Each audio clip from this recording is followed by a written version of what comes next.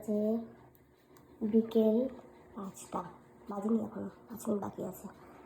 আজকে সানডে, আজকে সঞ্জম একবেলা দুপুরবেলা সেদ্ধ ভাত খেয়েছি, আর এখন মাখছি আটা। রাতেরবেলা আলু ভাজা আর রুটি হবে। আর এটা সোনার বাবাও খেয়ে নেবে, অসুবিধা নেই। আর সোনার জন্য খিচুড়ি করা আছে। এরপরে যাবো সোনাকে তুলবো, সোনাকে একটুখানি বিস্কুট খাইয়ে তারপরে বাজারে যাবো। বাজারে গিয়ে ফুল, মালা, মিষ্টি, ফল সব নিয়ে আসতে হবে কালকের জন্য।